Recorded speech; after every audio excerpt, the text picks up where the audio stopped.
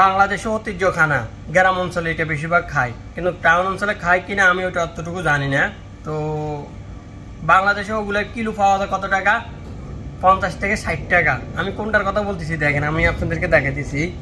এই যে লতি, এইগুলোর কথা বলতেছি। এখানে কয়টা লতি? 2টা, 4টা, 6টা, 8টা, মোট 10টা লতি। দেখেন এই 2টা লতি আমি এখানে করছি।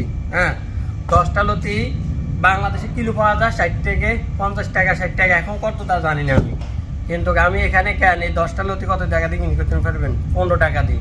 বাংলার কত টাকা ওরা বুঝলেন? এমনি 500 কত টাকা ওরা? 1 মিনিট আমি হিসাব করে দেখতেছি।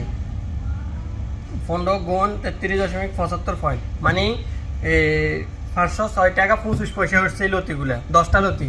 আর আমি 10টা লতি মানে 506 টাকা 25 পয়সা দিয়ে যদি লতিগুলা কিনি, ধরেন আমি 1 বস্তা লতি কিনতে পারবো। বাংলাদেশে ওগুলো গ্রাম অঞ্চলে বেশিরভাগ পাওয়া যায় এরকম 1 বান্ডুল 10 টাকা, 5 টাকা, 15 টাকা দিয়ে কিনে। আর এখানে আমি 10টা লতি কিনছি কত? 15 টাকা দিয়ে। 15 টাকা ইয়ে 506 টাকা 25 পয়সা। আর দেখছেন লতির কি দাম দুবাই শহরে? এগুলো এর সাইজ দেখেন, এই যে সাইজ। দুবাই শহরের লতির কি দাম দেখতেছেন? দুবাই শহর হিসাবে বাংলাদেশের লতির দাম একেবারে কম আছে।